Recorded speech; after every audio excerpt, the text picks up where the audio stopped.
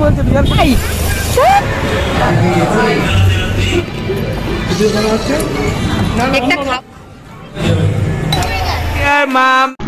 Good afternoon আমার প্রিয় বন্ধুরা, কেমন আছো সবাই? আশা করছি সবাই খুব ভালো আছো, আমরাও ভালো আছি। আমার চ্যানেলে আরও একটি ঝলমলে ব্লগে তোমাদের সবাইকে আরও একবার স্বাগত জানাই। ঘড়ির কাঁটায় এখন বাজে দুপুর 1টা, আর তোমাদেরকে সঙ্গে নিয়ে আজকের ব্লগটি আমি এখন থেকেই শুরু করলাম। তোমাদের সবার কাছে অনেক অনুরোধ রইল ব্লগটিকে প্রথম থেকে শেষ অবধি দেখার জন্যে। তো আজকে একটু রেডি হয়ে নিচ্ছি, মেয়েকেও আগে রেডি করে দিয়েছি। সবাই মিলে যাব আজকে দুপুরটা বাইরে খেতে। এই খাওয়াটা হচ্ছে মামপুর জন্মদিন উপলক্ষে। মামপুর জন্মদিন ছিল জানুয়ারির 2 তারিখে, 2 জানুয়ারি, কিন্তু সেই সময় যেহেতু ওর মাধ্যমিক পরীক্ষা, সেই জন্য আমরা সেই সময় ওর বার্থডেটাকে সেলিব্রেট করতে পারিনি। অপেক্ষা করছিলাম ওর পরীক্ষা শেষ হয়ে যাওয়ার পর যখন এখানে আসবে তখন আমরা একসাথে সবাই মিলে এই আনন্দটাকে ভাগ করে নেব। কিন্তু অনেকবারই এসেছে, কিন্তু সময় সুযোগের অভাবে করা হয়নি। তো আজকেই ভেবেছিলাম আমরা এই দিনটাকে আজকেই জন্মদিন হিসেবে পালন করব। তো সেই জন্য সবাই মিলে রেডি হয়ে যাচ্ছি একটু বাইরে খাওয়া দাওয়া করতে। এখানে মাম্পু, মা, দিদিভাই আর আমার মেয়ে টোটোতে আছে, আর তোমাদের দাদা ভাইয়ের আমি স্কুটিতে যাচ্ছি। আর ওদিকে বাপি আসছে সাইকেলে, একটু পরে বেরিয়েছিল, কারণ বাপিকে আবার লালটুকে খেতে দিতে হবে, সেই জন্য বাপি একটু পরে সাইকেল করে বেরিয়েছে। তো এই দেখো পৌঁছে গেছি। রেস্টুরেন্টটার নাম ছিল বরফি। আমরা যেহেতু একটু দুপুরে বাঙালিয়ানা খাবার দাবারই খাবো বলে দুপুরে এসেছি। রাতে আসতাম, কিন্তু যেহেতু মা বাইরের একটু খাওয়া দাওয়াটা খুব একটা পছন্দ করে না, আর চাইনিজ তো মোটেই পছন্দ করে না, আর এইখানে দুপুরেই এই বাঙালি মেনুটা দুপুরেই পাওয়া যায়, সেই জন্য আমরা সবাই ঠিক করে দুপুরবেলাতেই এসেছি। তো দেখো ভেতরটা, রেস্টুরেন্টের ভেতরটা তোমাদেরকে ঘুরে ঘুরে দেখাই। খুব সুন্দর ডেকোরেশন করা। এই সিঁড়িগুলোতে এরকম প্যাচ আপ বসানো ছিল একটা একটা করে। তো আমি যাচ্ছি, প্রথমে আমরা সবাই মিলে না ওপরে চলে এসেছিলাম। ওপরে 6টা কি 5টা কি 6টা মতন এসি আছে, কিন্তু এত গরম, মানে এসিতে কোনো কাজই হচ্ছে না। ফ্যান ছিল না রেস্টুরেন্টটাতে একটাও, পুরোটাই এসি ছিল, সেই কারণে এত গরম লাগছিল। ছাদ থেকে এত গরম নামাচ্ছিল, আমরা আর ওপরে খেতে পারলাম না। আমরা আবার সবাই মিলে নিচেতেই চলে এসেছিলাম খাওয়া দাওয়াটা নিচে করবো বলে। আর এটা জানো কি, দেখো এটা কি, এটা হচ্ছে একটা বেসিন। মানে এখানে এই মানে রেস্টুরেন্টটা না মানে তোমরা তো ছোটোবেলায় আমাদের যে মানে প্রিয় আর কি মুভি ছিল বাচ্চাদের, সেই মুভিগুলোর মধ্যে আর একটা যেরকম গোপী গাইন, বাঘা বাইন, তারপরে ছিল হীরক রাজার দেশে। হীরক রাজার দেশের আদলেই এটা করা। বরফি হচ্ছে সেই জাদুকরটা, যিনি জাদু করতেন আর কি, তো তার নাম দিয়ে এই রেস্টুরেন্টটার নাম রাখা হয়েছে। আর সবই না ওই হীরক রাজার দেশের আদলে তৈরি করা। মানে ভেতরে গোপী গাইন, বাঘা বাইন গান চলছিল, তারপরে ওনাদের একটা ভিডিও চালিয়ে দিয়েছিল টিভিতে। খুব সুন্দর লাগছিল দেখে, বেশ বাঙালিয়ানার একটা ছাপ ছিল পুরো রেস্টুরেন্টটাতে। আর জায়গায় জায়গায় সমস্ত কিছু লেখা ছিল, খুব ভালো লাগলো। এর আগেও আমি তোমাদের দাদাভাই বন্ধুদের সাথে গেছি অনেকবার এই রেস্টুরেন্টটাতে, কিন্তু বাড়ির লোকেদের সাথে কখনোই আসা হয়নি। তো এইবারই প্রথম এলাম বাড়ির লোকেদের সাথে। আর দেখো এখানে আমরা মেনু ডিসাইড করছি বসে বসে। অ্যাকচুয়ালি আমি ডিসাইড করছি না, ওরা ডিসাইড করছে। আমি আর মাম্পু বাড়ি থেকে ডিসাইড করে গেছিলাম আমরা কি খাবো। আমি চাইনিজ খেয়েছি, মাম্পুও চাইনিজ খেয়েছে। বাড়িতে তো সবসময় মাছ ফাছ খাওয়া হয়, আমার না গিয়ে আর ওখানে মাছ খেতে ইচ্ছা করছিল না। তবে আমি কিন্তু ভাগ ছাড়িনি, তোমার দাদা ভাইয়ের কাছ থেকে প্রত্যেকটা মেনু কিন্তু আমি ট্রাই করেছিলাম, যা যা অর্ডার করা হয়েছিল। আর আমি আর মাম্পু চাইনিজ খেয়েছিলাম। আমরা আমাদের জন্য ফ্রায়েড রাইস আর চিকেন মাঞ্চুরিয়ান অর্ডার করেছিলাম। আর এখানে মা বাপিরা আর তোমাদের দাদা ভাই আর দিদিভাই মিলে ঠিক করছিল যে ওরা 4 জন কী খাবে। তারই ফাঁকে আমি মেয়ের জন্য একটু ফল কেটে এনেছিলাম, তো মেয়েকে ওই ফলটা দিলাম। মেয়ে ফলটা বসে বসে খাচ্ছিল দেখো। আর মেয়ে তো ওই রেস্টুরেন্টে খোলা জায়গা পেয়ে, ফাঁকা জায়গা পেয়ে সারা রেস্টুরেন্ট শুধু দাপিয়ে বেরিয়েছে, ওকে ধরে রাখা যাচ্ছিল না। লাস্টে আর অগত্যা ওকে না রাখতে পেরে ওখানে মোবাইলটাকে একটু মাসা চালিয়ে দিয়ে ওকে বসিয়ে দিয়েছিলাম। আর এই দেখো এখানে চলে এসেছে খাবারের জন্য সমস্ত কিছু। প্লেট মামপুর আর আমার ছিল প্লেট, যেহেতু আমরা চাইনিজ খাবো।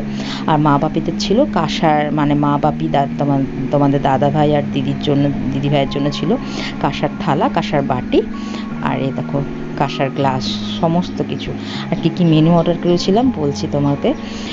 মেনুতে ছিল আমাদের দই কাতলা, তারপর ছিল চিংড়ি মাছ, মানে ডাব চিংড়ি। দেখো ডাব চিংড়ি, আমিও মেনুটা ভুলে গেছি, ওই জন্য একটু আটকে যাচ্ছি আর কি। যাই হোক বলে দিই, এদিকে এটা হচ্ছে গয়না পুরি।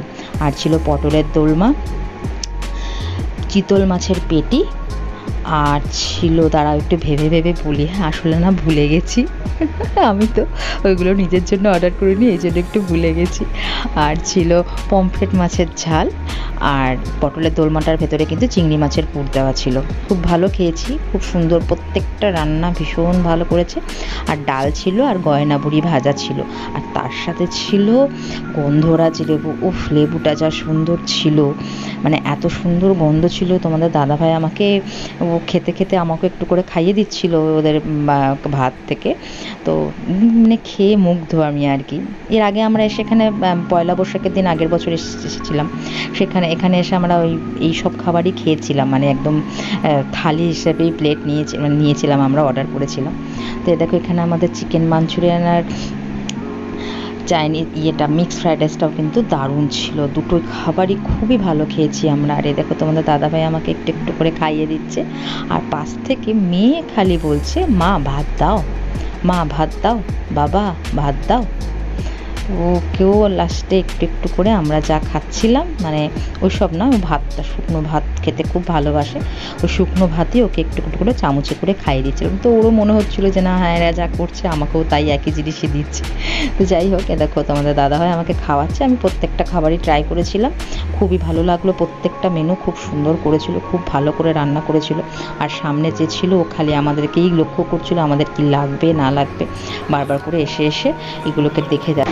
এইরকম স্পেশাল দিনগুলো যেন সবার জীবনে অনেক অনেক আনন্দ নিয়ে আসে। মাম্পুর জন্মদিনটা পরের বছর চেষ্টা করব ওই সময়টাতে সেলিব্রেট করা। তো এখানে আমরা খাওয়া দাওয়া করে এখন একটু মৌরি খেয়ে আমরা বেরিয়ে পড়বো, তারই প্রস্তুতি চলছে। আর বাপি তো একটু আগেই বেরিয়ে গেছে, যেহেতু বাপি সাইকেল নিয়ে এসেছিলো, অনেকটা দূর যেতে হবে। আর হোটেলটা আমাদের কোথায় জানো, তারা তোমাদেরকে বাইরে বেরিয়ে দেখাচ্ছি হোটেলটা কোথায়, তোমরাও চিনতে পারবে। দেখো, আর এখানে বাইরে বেরিয়ে আমরা এখন টোটোর জন্য ওয়েট করছি। তো তোমাদের দাদাভাই টোটো একটা ঠিক করেছে। আর ওই দেখো সামনে, কি দেখো তো, চিনতে পারছো কি না, ব্যান্ডেল চার্চের কথা তোমরা তো সবাই জানো, ব্যান্ডেলে কিন্তু চার্চ বিখ্যাত। তাই হোটেলটা কিন্তু চার্চ থেকে একদম কাছে, মানে একদম দেখা যাচ্ছে, দেখলে তো তোমরা, আমরা যেখানে দাঁড়িয়েছিলাম ওখানেই কিন্তু হোটেলটা, আর ওখান থেকেই চার্চটা দেখা যাচ্ছে। তোমাদের দাদাভাইকে বললাম একটু চার্চের পাশ দিয়ে চলো, তাহলে চার্চের একটা ভিডিও তোমাদের জন্য আমি করতে পারবো। আসার সময় কিন্তু আমরা অপোজিট দিক দিয়ে এসেছিলাম। তো এখান থেকে বেরিয়ে পড়ে দেখছি বাইরে প্রচণ্ড গরম, মানে প্রচণ্ড রোদ, মানে খুবই কষ্ট। তো দিদিভাই বললো ফোন করে যে আমাদের জন্য একটু কোল্ড ড্রিঙ্কস আনিস, আর আমরাও ঠিক করেছি একটু কোল্ড ড্রিঙ্কস নিয়ে যাব। তো দিদিভাই বললো তাহলে সবার জন্য স্প্রাইট নিয়ে আসিস। তাই স্প্রাইট নিতেই দোকানে ঢুকছি। স্প্রাইটটা নিয়ে যখন বেরিয়ে এলাম, তারপরে যখন আবার গাড়ি করে রওনা দিলাম বাড়ির উদ্দেশ্যে, তারপরেই দিদিভাই বললো যে তাহলে সবার জন্য একটু আইসক্রিমও নিয়ে আসিস। আবার এখান থেকে বেরিয়ে আবার একটু আইসক্রিমের দোকানেও ঢুকেছিলাম। যাই হোক, এখান থেকে ফেরার পরে আমরা সবাই একটু ক্লান্ত হয়ে সবাই যে যার মতন একটু রেস্ট নিয়েছি। তারপরে কিন্তু মাম্পুর জন্য একটা কেক আনা হয়েছিল। আমরা সবাই কিন্তু সন্ধ্যাবেলাতেও আবার বেরিয়েছিলাম, মা বাপি বাদে, কিন্তু সেটার আর ব্লগ নেওয়া হয়নি।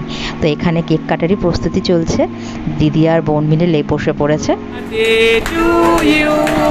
Happy birthday dear Mampu, happy birthday to you.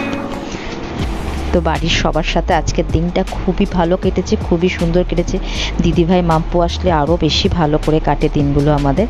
তো তোমাদের সবার ব্লগটা কেমন লাগলো অবশ্যই একটা কমেন্টসের মাধ্যমে জানিও। যদি ভালো লেগে থাকে অবশ্যই চ্যানেলটাকে সাবস্ক্রাইব করে দিও। দেখা হবে তোমাদের সাথে পরের একটা ব্লগে। ততক্ষণের জন্য সাবধানে থেকো, সুস্থ থেকো, টাটা বন্ধুরা।